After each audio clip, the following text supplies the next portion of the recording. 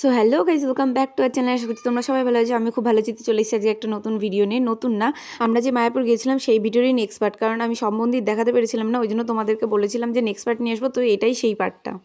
তো তোমরা আগের ব্লগে দেখেছিলে, মানে আগের মায়াপুরের ব্লগে দেখেছিলে যে আমরা গঙ্গা থেকে জল নিতে গিয়েছিলাম। তো তারপরে আমরা চলে এসেছিলাম এই মন্দিরে, কারণ এই মন্দিরটা গঙ্গা যেতে যেতে আমরা দেখেছিলাম। তো আমরা ভেবেছিলাম যে এই মন্দিরে যাওয়ার পথে আসব, কারণ তখন হয়তো বন্ধ ছিল।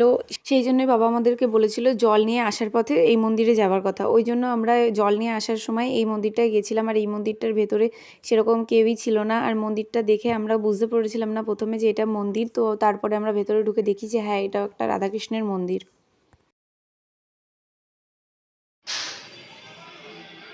কি আছে ভেতরে?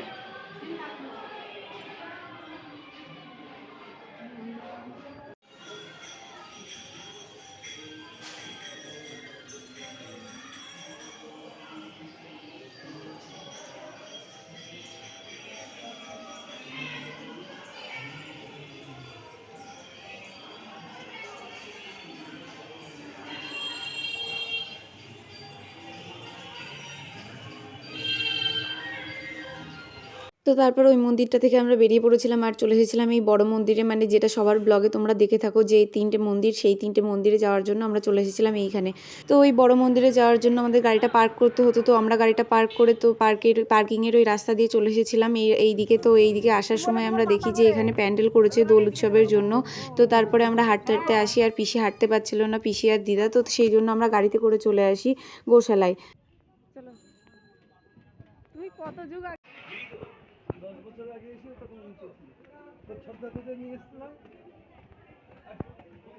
তো এই যে আমরা গোশালার ভেতরে ঢুকে পড়েছি, আর এই যে এখানে সব গরুগুলো দেখছো এখানে রয়েছে। এখানে গরু রাখার একটাই কারণ কৃষ্ণ ঠাকুর যে আগে গরু চড়াতো, মানে ছোটোবেলায় যখন গরু চড়াতো, সেই জন্যই এখানের এই গোশালাটা। আর এই যে তোমরা এখানে যেই বড় গরুটাকে দেখছো এটা হলো ওখানকার রাজা। ওই জন্য শুধু এই গরুটাকে আলাদাভাবে রাখা হয়েছিল, কারণ আমরাও জানতাম না এইটা ওখানকার সব থেকে বড় গরু, মানে রাজা। তো ওখানকার লোকজনগুলোই বলে দিচ্ছিল যে এখানে এটাই হলো সব থেকে বড় গরু, এখানকার রাজা। তো শুধু ওই গরুটা বলেই না, এখানে সব কটা গরুই সেই রকম বড় বড়, আর সেই রকম বড় বড় শিং। এই যে তোমরা দেখতেই পাচ্ছ যে কত বড় বড় শিং। আর এখানকার গরুটার শিংটা মানে কেমন একটা, মানে কীরকম সানাইয়ের মতন। তো সেইগুলোই আমরা দেখছিলাম। আর সব গরুরই প্রায় শিংগুলো একটু বড় বড়, মানে সব বলতে 3-4টে গরুর শিং এরকমই বড় বড় ছিল। ওই জন্য আমরা সেখানে বেশিক্ষণ দাঁড়াইনি, কারণ আমাদের প্রচণ্ড ভয় লাগছিল। তো তারপর আমরা গোশালা থেকে বেরিয়ে পড়েছিলাম মন্দিরে যাওয়ার জন্য, কারণ মাসিরা আমাদের জন্য ওখানে ওয়েট করছিল। তো আমরা ওই জন্য চলে এসেছিলাম। গাইস, এরা ক্লান্ত। তারপর আমরা মাসিদের সাথে কিছুক্ষণ গল্প করে বেরিয়ে পড়েছিলাম খাওয়া দাওয়া করার জন্য, কারণ দুপুর হয়ে গেছিলো। তো আমরা কিছু খেয়েছিলাম না, মাসিরা খেয়ে এসেছিলো। ওই জন্য আমরা বললাম যে তাহলে তোমরা বসো এখানে গল্প করো আর আমরা খেয়ে আসি। তো ওই জন্য আমরা বেরিয়ে পড়েছিলাম, আমি, মা আর পিসি আর বাবা মিলে বেরিয়ে পড়েছিলাম খাওয়া দাওয়া করার জন্য। তো আমরা বাইরে চলে এসেছিলাম খাওয়া দাওয়া করতে, কারণ ওখানের যে ভবনের যে প্রসাদ বা খাওয়া দাওয়া দেয় টোকন কেটে, সেটা বন্ধ হয়ে গেছিলো দেওয়া, কারণ আমরা অনেকটাই দেরি করে ফেলেছিলাম। তখন বেজে গেছিলো প্রায় 3টে। তো ওই জন্য আমরা বাইরে চলে এসেছিলাম খাওয়া দাওয়া করতে।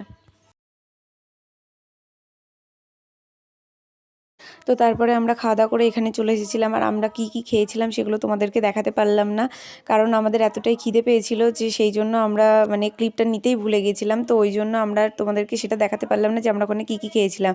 তো তারপরে আমরা চলে এসেছিলাম এইখানে এই মন্দিরটাতে, মানে যেখানে সেই রাধাকৃষ্ণর মন্দির ছিল। তো সেই মন্দিরটা এখনও খুলেছিল না, বন্ধ ছিল। ওই জন্য আমরা চলে এসেছিলাম এইখানটায়, মানে এটাকে কি একটা বলছিল, হয়তো গুপ্ত বৃন্দাবন এরকম কিছু একটা। তো এর ভেতরে দেখাচ্ছিল মানে কৃষ্ণ ঠাকুরের ছোটোবেলার কি কি হয়েছিল, বা কৃষ্ণ ঠাকুর বাল্য বয়সে যেগুলো করেছিল সেগুলোই দেখানো হচ্ছিল ভেতরে। তো এইখানে 3টে পার্ট দেখানো হয়, মানে পার্ট পার্ট করে দেখানো হয় যে এই টাইমের মধ্যে এই পার্ট দেখানো হবে, এই টাইমের মধ্যে এই পার্ট দেখানো হবে। তো আমরা বিকেলবেলা গিয়েছিলাম যেহেতু 4টের সময়, তো আমাদেরকে একটা অন্য পার্ট দেখিয়েছিল। আমি আগেরবার দেখেছিলাম অন্য পার্ট, এইবার দেখেছিলাম অন্য পার্ট। তো ভেতরে যেতে হলে আগে টিকিট কাটতে হবে, মানে 40 টাকা দিয়ে টিকিট কেটে নিতে হবে, তারপরে ভেতরে যেতে হবে। তো আমরা টিকিট কেটে ওপরে চলে আসার পরে দেখি শুনি যে 5 মিনিট হয়ে গেছে। তো ওটা 20 মিনিটের একটা শো। তো ওখানে একটা দাদা ছিল, সেই দাদাটা বললো যে 20 মিনিটের শো তো 5 মিনিট হয়ে গেছে, তো তোমরা 15 মিনিট দাঁড়াও, পরেরটা তোমরা দেখবে। তো ওই জন্য আমরা সবাই মিলে এখানে বসেছিলাম। সবাই বলতে আমি, মা আর পিসি, আর বাবা আর পিসেমশাই বাইরে ছিল। তো এই যে আমরা এখানে বসেছিলাম, আমি আর পিসি আর মা দাঁড়িয়েছিল। তো দাঁড়িয়ে থাকতে থাকতে দেখতে দেখতে 15 মিনিট কেটে গেছিলো। তো আমরাও ভেতরে চলে গেছিলাম, আমি, পিসি আর মা 3জনেই চলে গেছিলাম। তো এটা চালাবে বলছিল 5 মিনিট পর, কারণ ওখানে সেরকম লোক হয়েছিল না, ওই জন্য 5 মিনিট পর চালাবে বলছিল। ওই জন্য আমরা বসেছিলাম ভেতরে।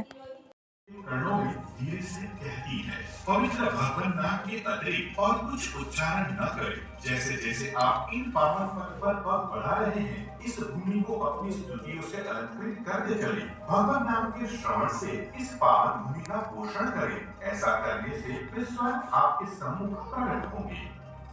सीमंत द्वीप का नाम श्रीमती पार्वती देवी के नाम पर रखा गया है। जब श्रीमान महाप्रभु अंततः उनके सम्मुख प्रकट हुए, उन्होंने अपने चरणों में नतमस्तक होकर प्रणाम किया। प्रणाम करने के समय उनके शीश से लाल सिंदूर भूमि पर अपना चिन्ह अंकित कर गए। श्री भगवान की भौतिक शक्ति के प्रकाश श्री पार्वती देवी ने प्रार्थना की कि वे नित्य इस स्थान पर श्रीमान गौरांग के चरणों में ही बनी रहे। अभी तो श्रीमती राधिका से विलग्न कर देने वाले विरह में श्री कृष्ण के रूप भगवान श्री जगन्नाथ भी इस विशेष द्वीप पर पधारे हैं एवं यहाँ विराजमान होकर वे कई अतुलनीय लीलाएं कर रहे हैं।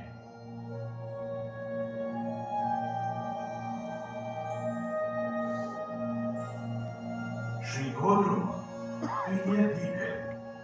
भक्ति योग की वास्तविक विधि है कीर्तन, महामंत्र एवं भगवत महिमा का जप एवं कीर्तन। पथ और रास्ते जो जंगलों और गांवों से उछाल के जहां रहने वाले हमेशा गौरांग के नाम जपते हैं। नवद्वीप में उनके प्रकट होने के बाद संपूर्ण विश्व श्री कृष्ण चैतन्य की लीलाओं के उत्साह में तैर रहा था। कमल की इस पंखुड़ी पर सर्व पवित्र स्थानों में से एक भक्ति विनोद ठाकुर का घर पाया जाता है। अपनी बालकनी से उन्हें मायापुर की मिट्टी से प्रकाशित हो रहे एक भव्य उज्जवल मंदिर के दर्शन हुए। यद्यपि पूर्ण पुरुषोत्तम भगवान का पश्चिम बंगाल में स्वर्णिम अवतार के रूप में आविर्भाव हुआ, तथापि इस उल्लेखनीय कवि के बौद्धिक कार्यों के माध्यम से ही यह संभव हुआ कि आधुनिक मानव जाति पृथ्वी पर प्राचीनतम धर्मों के रहस्य को भेद सका है और अद्भुत गंगा नदी के तट पर स्थित इन 9 द्वीपों के महत्व की खोज की। इसी द्वीप में सिंह रूप में अवतरित श्री कृष्ण समस्त भक्तों के संरक्षक श्री नरसिंह एक असुर अत्याचारी के वध पश्चात अपने हस्त प्रक्षालन किए थे। তো এই যে তারপরে আমরা বেরিয়ে এসেছিলাম ওখান থেকে দেখে টেকে। তো তারপরে এই মন্দিরটাতে চলে গেছিলো মা আর পিসি। আর এই মন্দিরটাতে আমি গিয়েছি অনেক কবার, ওই জন্য আমি বললাম তোমরা যাও, আমি বাইরে থাকছি। তো এই যে মন্দিরটার বাইরের এই যে এই সাইডটাতে এত সুন্দর সুন্দর ঝর্ণাগুলো, এইগুলোই আমি দেখছিলাম। আর এই পাশের যে মন্দিরটা তোমরা দেখতে পাচ্ছ, এই মন্দিরটা নতুন চালু হয়েছে, মানে এখনও চালু হয়নি, শুরু হচ্ছে। আমি সেই ছোটোবেলা থেকে দেখে আসছি যে এই মন্দিরটা চালু হচ্ছে। এটা 2024-এ পুরোপুরি সেট হয়ে যাওয়ার কথা ছিল, তো এখনও হয়নি। তো আমি ওই দিক থেকে ঘুরে আসার পরেও দেখি ওরা এসেছিল না, ওই জন্য এই গাছতলায় আমি বসেছিলাম। আমি না, এখানে অনেকেই বসেছিল, ওই জন্য আমি ভাবলাম আমি দাঁড়িয়ে থেকে কি করব, আমিও বসে থাকি।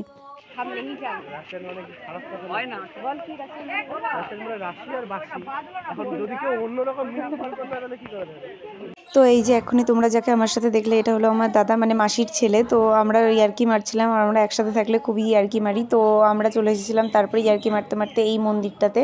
তো এই মন্দিরটাতে ভেতরে আমরা গেছিলাম, আর দাদা ভিডিও করে দিচ্ছিল। তো ওই মন্দির থেকে বেরিয়ে আসার পরে আমরা চলে এসেছিলাম এই সাইডে। আর আমি যতবার এসেছি না কেন মায়াপুরে, এইখানটায় দেখেছি প্রত্যেকবার, মানে এই বিকেলবেলা টাইমে, মানে সন্ধ্যেবেলা হয়ে গেছিলো। তো এই সন্ধ্যের টাইমটাতে এইরকম এখানটায় নাচ হয়, কীর্তন হয়। তো এই জিনিসটা দেখতে খুব ভালো লাগে। তো এই যে তারপর মন্দির টন্দির দেখে আমরা বেরিয়ে পড়েছিলাম, কারণ আমাদের বাড়ি আসতে প্রায় 2.5 ঘন্টা লাগতো, ওই জন্য আমরা তাড়াতাড়ি করে বেরিয়ে পড়েছিলাম। আর মাসিরা ওখানে ছিল, আর মাসিরা সন্ধ্যে আরতি না দেখে আসবে না, ওই জন্য মাসিরা ওখানে ছিল। আর মাসিরা তো আলাদা গাড়িতে গেছে, ওই জন্য আমাদের কোনো প্রবলেম হয়েছিল না। তারপরে আমরা চলে এসেছিলাম কৃষ্ণনগর। তো কৃষ্ণনগরের এইদিকে এসে আমাদের একটু আমরা চা খেয়ে নিচ্ছিলাম, কারণ আমরা সবাই একটু চা খাই সন্ধ্যেবেলায়। তো ওই জন্য আমরা রাস্তায় দাঁড়িয়ে একটু চা খেয়ে নিচ্ছিলাম। তো সেটাই তোমাদের সাথে শেয়ার করলাম। তো তারপর চাটা খেয়ে আমরা চলে এসেছিলাম বাড়ি। আর ভিডিওটি আজকের মতো এটুকুই। ভিডিওটি ভালো লাগলে like, comment, share and subscribe করে দিও। আর ফেসবুক থেকে দেখে থাকলে পেজটিকে ফলো করে দিও। টাটা।